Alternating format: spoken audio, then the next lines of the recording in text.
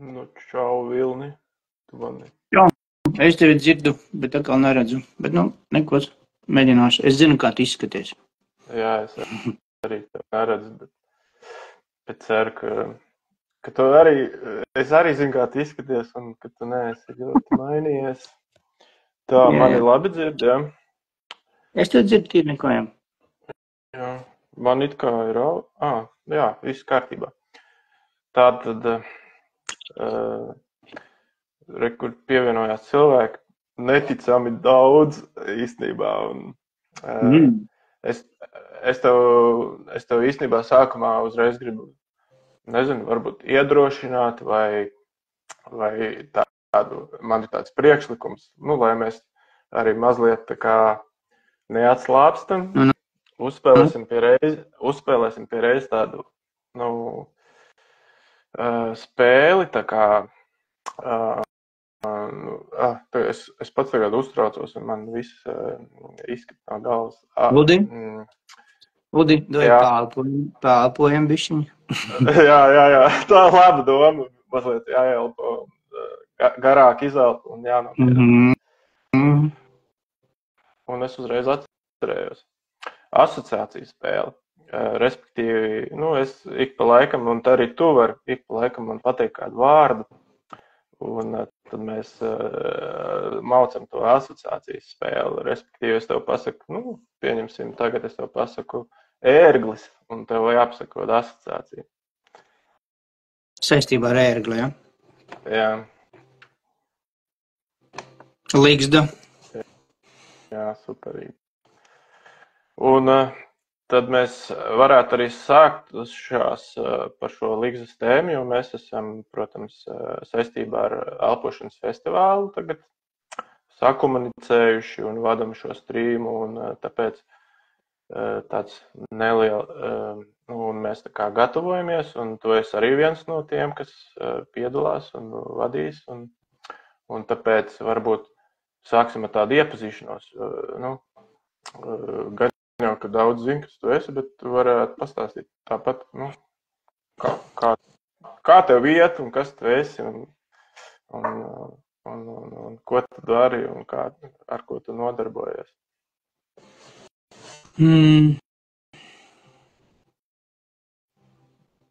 Lielākā daļa dzīves mēs šobrīd aizņem pirts, dziedniecība. Dziedniecība un pirts, pat nezinu, kas ir pa priekšu. Abi divi kaut kā rokā iet dziedniecība pirtī. Un darbs arī šobrīd atrodas kabinetā, pieņem cilvēks kā, nevis kā dziednieks, bet kā dziednieks, jā, pareizi. Garīgā dziedniecība, mana tāda profesionālā nodarbe. Garīgā muguras taisnošana, garīgā muguras iztaisnošana, garīgā dziedniecība. Tāds, man patīk to, ko es daru. Es joprojām sajūsminos jau 10, pat 12 gadus ar viņu nodarbojos.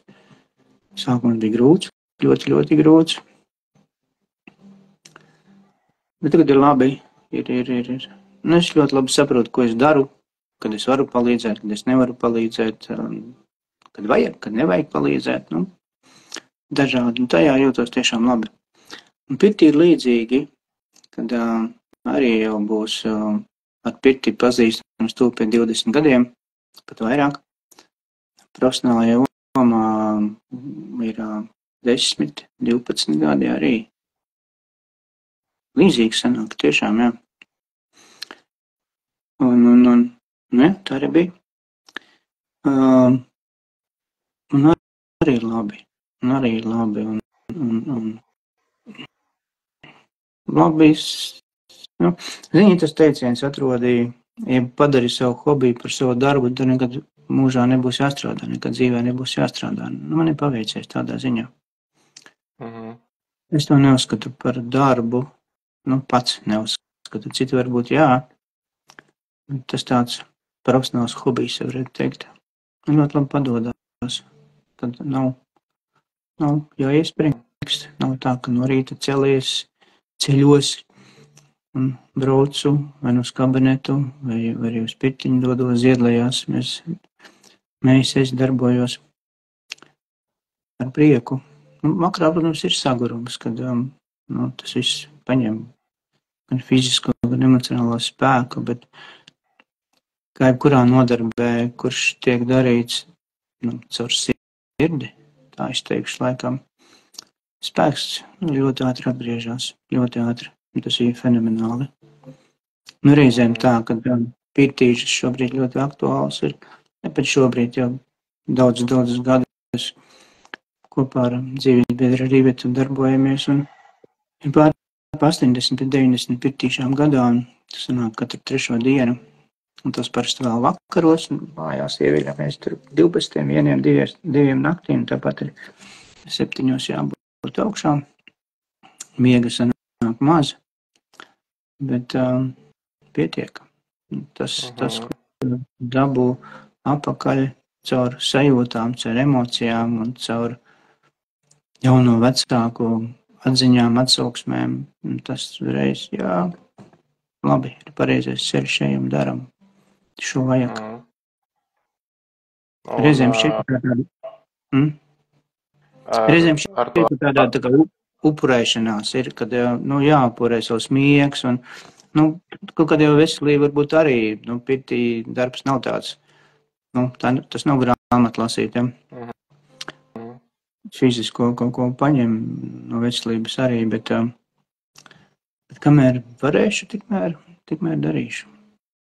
Un kur tur tā atslēgas vārds elpošana, kur tajā visā ir elpošana? Tur, zinu, ar elpošanu bija interesanti, tāpēc, kad es lasīju šur tur un man interesēja, jo pirtī jau cilvēks elpo loģiski, kabinetam arī cilvēks elpo. Un es pie esošajiem speciālistiem, ne visiem, bet dažiem griezos jautājumu, kā es varētu šīs elpošanas prakses ienest pirtī. Man tas bija pašam ļoti, ļoti interesanti, kā tas varētu noderēt. Es 2-3 cilvēkus uzrunāju, varbūt vajadzēja vairāk. Ir jau zinoši speciālisti ir Latvijā, un man viņi nemācīja atbildēt tā īsti precīzi. Un tad, kā tas teiciens, ja es skolnieks gatavs, tad nāk arī skolotājs. Vienkārši kaut kur sociālajos tīklos pamanīju Ilonas rakstīja to ziņojumu par to, kad veidojās grupa, integratīvās elpošanas grupa, par iespēju mācīties par elpošanas skolotāju, pat tā bija rakstīts. Elpošanas terapijas skolotājs integratīvajā elpošanā pie cilvēkiem, kas šo metodi ir radījuši. Nevis, kas jau ir mācījies pie kaut kā, bet tieši pie metodas autoriem. Un tas man uzrunāja. Es sākumā tā kā nošaubījos, ko es to darīšu, vai man to vajag. Atkal laiks un enerģija, un tāpat arī līdzekļi, un tā tālāk. Bet tad bija kaut kāds klikšķis, kā aizēja gulēt ar šaubām, un no rīta pamostos, es to gribu, man to vajag. Un es nožēloju šo gadu un mirkli. Tas jauns instruments, kā jau visi šie instrumenti, ko mums dzīvē iespējams ir paņemt. Un, zin, man ļoti patīk tie līdzekļi dziedniecībā un arī elpošanā šobrīd, ka man vienmēr viss ir līdzi. Man neko nevajag. Man nevajag vazumu ar instrumentiem, kaut kādiem tur palīg līdzekļiem. Tā kā pirtī vajag, jāgādā visu vasaras lotas un tur palīg ierīces un skrūbi un tā tālāk. Pirtnieki ziņās. Bet šeit dziedniecībā mans instruments ir rokas, manas sajūtas, manas maņas visas. Un elpošanas terapijā, arī jau patiesībā. Šī ir prasme sajust cilvēku, iedrošināt, ievirzīt viņu, izzināt procesu, kas notiek, palīdzēt būtībā. Laikam tas būs atslēgvārds palīdzēt. Palīdzēt cilvēkam izdarīt, sasniegt, mainīties, atrisināt. Un es varbūt pastāstīšu visiem, kas ir pievienojušies, kad mēs ejam tā kā vienā grupā ar Vilni, un mēs esam kursa biedri, un bez tā visa mēs esam arī badī. Tas nozīmē, ka mums ir tā kā mājas darbi, un mēs ar Vilni ik pa laikam tiekamies, lai savā starpā uzelpotu, un mēs esam tādi eksperimentētāji. Un tā, kad tu stāstīji par to savu veidu, kā elpošana pirtī, man šķiet, ka mēs arī izgājām to, man tā liekas, tādu, tādu pirmo ceļu ar elpošanu pirtī, kas mums bija diezgan dramatisks. Varbūt to mēs arī varam izstāstīt, kā mums tur gāja. Bet nevajag stāstīt. Es jūtos arī, ka es esmu tā kā piedalījies tajā procesā un jūtos tā kā, tam visam, ka mēs esam kaut kādu solīti spēruši priekšu un kaut ko jaunu uzzinājuši un izpētījuši. Un es zinu, ka tā reize bija, ka mēs ļoti daudz kļūdas pieļāvām un knapi tur izdzīvojām. Bet es domāju, ka tu esi no tāda ļoti daudz mācījies. Un tagad jau ir pavisam kaut kāda citādāka tev tehnika ar to elpošanu pirtī. Vari padalīties, kā tev tur ir? Prātīgi, es tā teikšu, jo pirtī viss notiek, es gribēju teikt 10 reizes ātrāk, bet man liekas pat vēl vairāk kā 10 reizes ātrāk. Tā pirmā pieredze, es jau uz maksimumu, kā mēs elpojam, telpā uz paklājiem guļot, tāpat mēģināt tikpat intensīvi elpot arī pirtī. Un uz paklājiem elpot mums sesija ilgst stundu, pusotra. Mēs jau tur vadījoties, mums ir garās sesijas, mēs pat aizējām līdz, cik mēs aizējām, 2 stundām, reizēm. Tad pirtī, pusstunda vai pagāja, redz, ka nepagāja nemaz. Ka es jūtu, kad ir jau robeža, jau viss jau. Man patīk tās robežas patiesībā, kā pataustīt, kā ir. Man ļoti iesēdās mūsu pasniedzēja teiktais, kas būs tālāk. Es daru, šobrīd liekas, ka pietiek, viss stop jau, šī robeža sasniegt. Un tad, tūtanī brīdī, ka iestājas panika, arī šausmas un ārprāts, jāmāk ieslēgt interese. Kas būs tālāk? Un tad iestājas miers. Un iestājas tāds pētnieciskais tāds, kas būs tālāk? Un tad nāk ļaušanās. Un tad tur tie brīnumi arī notiek, tā patiesā integrācija. Es nekādīgi nevarēju saprast arī, kas tad tāds ir, kad, kā pasniedzēja teica integrācijas laikā, tad kaut kas notiek. Kad man ļoti gribēja saprast, kas tad tur īsti notiek, varbūt arī tāpēc pirtī šie eksperimenti bija tik ekstremāli, kas tad tur īsti notiek. Bet tik tā, ka nevajag, kā mēs tur darījām, knapi no baļas tik atpakaļ un vēl tur 3 stundas nevarēja atgūties pēc visas tās sesijas.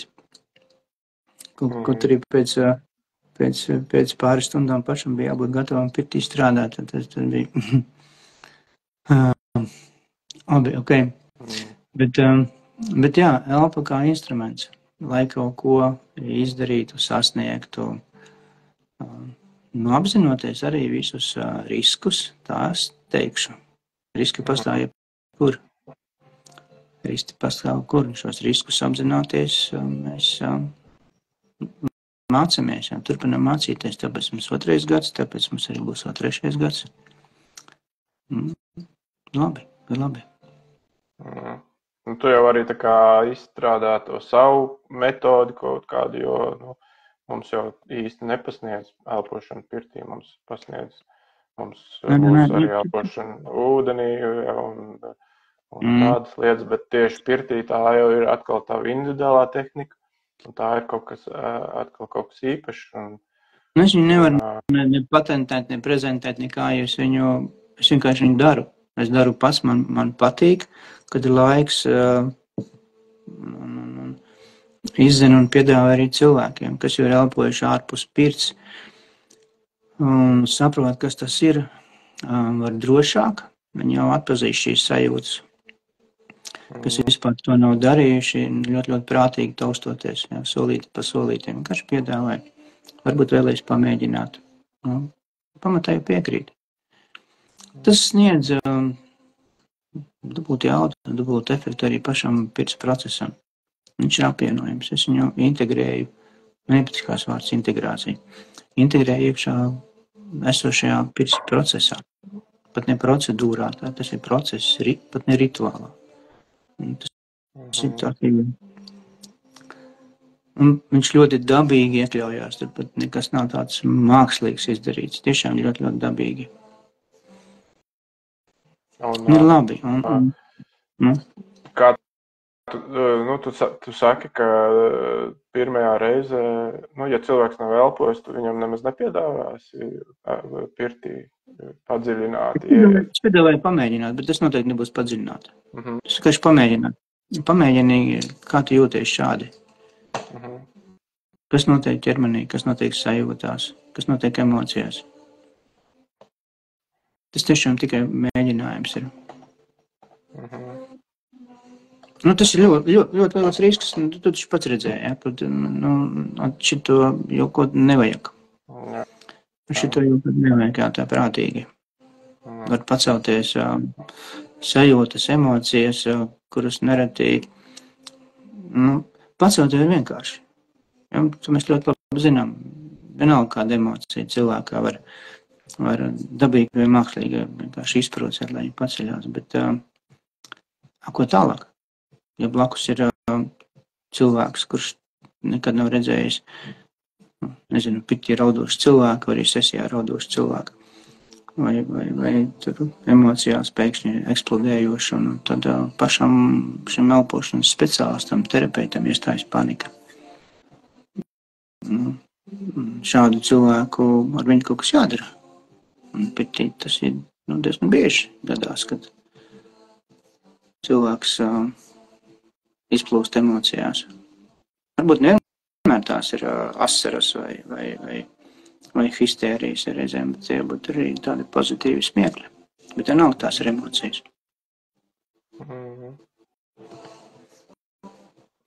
Un tā lielākā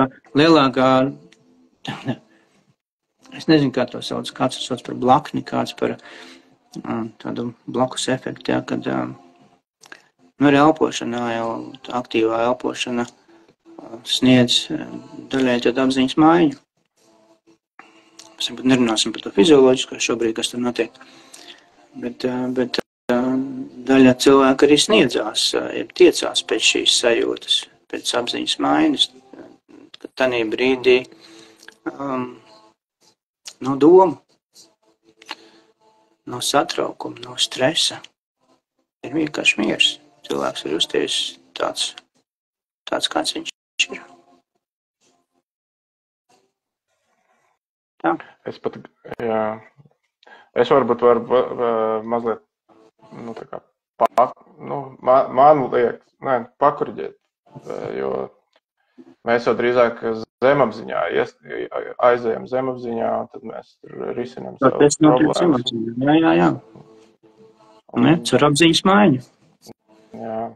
Un vienkārši tu teici, ka nedaudz maina. Es negribētu tam piekrist, ka nedaudz, jo tas ir diezgan spēcīgs instruments, ar ko operēt.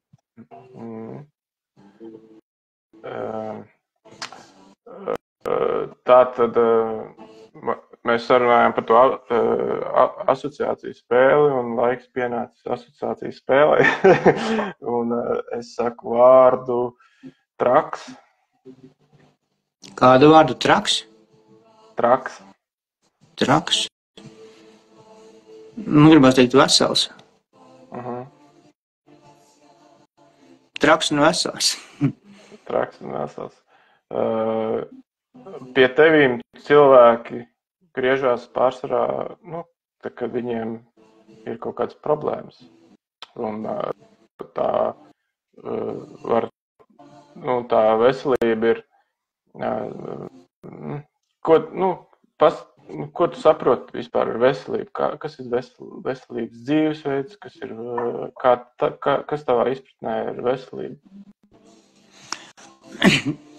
Gan arī vienkāršāk ir pateikt, kas ir slimība. Nu, aiziet. Nu, tas īslaicīgs veselības trūkums. Jā, kad cilvēkam ir tiesības justies tieši tā, kā viņš vēlās justies. Tik slimam, cik viņš pats vēlās justies. Nevienu nevar piespiest justies veselumā vai labi. Tā ir viņa paša izvēle. Un bieži vien man jau šķiet, ka cilvēks nāk tieši izdarīt izvēli, kā viņš vēlās justies. Un tiklīdz viņš ir izvēli izdarījis, tā viņam arī var palīdzēt. Kamēr viņš jūtās slims, jā, kamēr viņš tā jūtās, kamēr cilvēks ir izdarījis izvēli, vēlas justies slims, viņam neko nevar palīdzēt. Varbūt īslaicīgi justies labāk fiziski, bet ja viņš emocionāli garīgi jutīsies slims, un tā palīdzēšana būs tiešām tāda īslaicīga, tāda, slīcēja glābšana. Tāpēc man šķiet, mans galvenais uzdevums vienkārši palīdzēt cilvēkiem pieņemt izvēli, kā tu vēlies justies. Un tad ir vienkārši. Tu atklāji viņos Dievu sevī, ja? Tas tā ļoti, nezinu, nav par augstu bišķiņu. Nē, nav. Ok, labi. Apmēram tā, jā. Notiek, gan pitī notiek pozitīvas pārmaiņas, gan arī tepat kabinetā. Nesaistīt. Es kādreiz mēģināju apvienot, kad šo dziedniecību arī pitī nest iekšā, bet īsti nedarbojas. Nav tā, ka nedarbojās, bet nav efektīgi, nav tik efektīgi. Pirts ir pirts un dziedniecība, garīgā dziedniecība, konkrēti šī metode, tā ir darām kabinetā, ne pitī. Par festivālu. Tev ir, es tā sapratu, tev ir grandiozi plāni tur atvest kaut kādu savu pirtiņu uz vietas, jo uz vietas tur nav pirtiņu, bet tu taisies tā kā atvest savu pirtiņu. Kā tev tur izskatās? Tas būs divas nelielas pārvietojumās pirtiņas, tāds, teltis, kāds ir pirtniekiem nopērkams. Bez lāvām, bez kā, vienkārši paklājiem, krāsniņas, šķiet, ka divas tur būs iekšā. Tā, lai, es nezinu, cik cilvēki tur reiz sagūties, 8 vai 10. Un tad ņemšu palīgā vēl kādu, jo vienam tas ir pa daudz. Viens 6 var uzmanīt pēc teorijas. Es šobrīd esmu uzmanījis pats personīgi tikai 3. Man nav bijis lielākas grupas. Un es šobrīd arī netiesu uz lielākām. Man patīk individuāls darbs. Man patīk strādāt viens pret vienu patiesībā. Tā kā iet dziļāk un iet tā kā padziļināt, ja?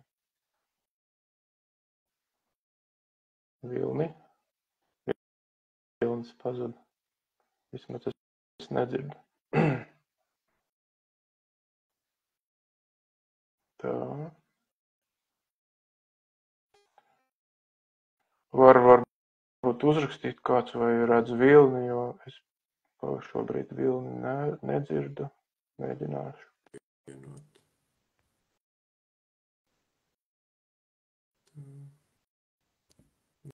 Neredz vilni. Jā, labi, tad pagaidām, kamēr viņš nav, tad vilnim ir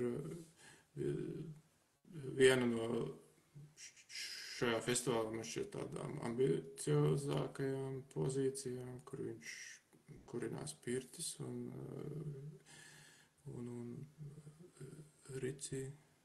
ritīgi tādu pilnīgi citu pieeju, kaut ko jaunu parādīs un uztaisīs tādu kārtīgu elpošanu un pirts rituālu apvienošanu. Un Vilnis jau to praktizē arī ikdienā un šobrīd nu, es esmu ar viņu vienreiz to darījis kopā. Tas bija, protams, viena no pirmajām reizēm. Tā bija ļoti īpaša. Tā viņš man raksta WhatsAppā. Tā mēģināsim vēl pievienot.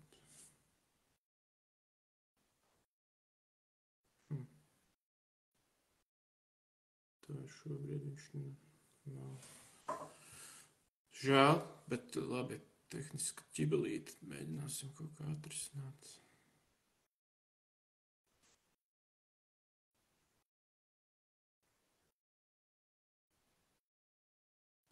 Tā varbūt. It kā nevajadzētu būt, ka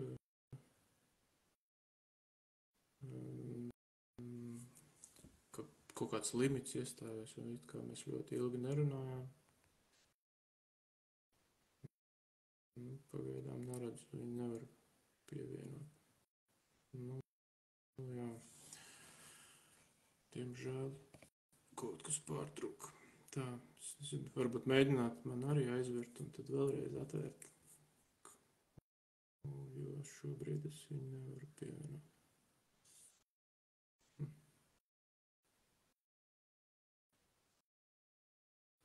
Jā, varbūt ātri pastāstīšu par to pirmo pieredzi, vienkārši, jo mēs tur gājām ļoti tādos ekstremālās temperatūrās, ekstremālās laika garumā, un mēs tur mēģinājām visdažādākās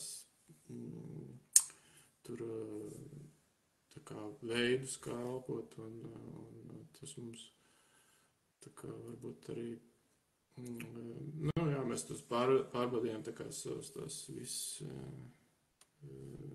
visas tās robežas, jo mēs sapratām, kā nevajadzētu, kā nav ērti, kā vispār nav iespējams pelpot, un kas atkal aizgāja, kas bija tas, kas palīdzēja pārslēgt smadzenes kaut kādās citās viļņos, un ko gribētos atkārtot.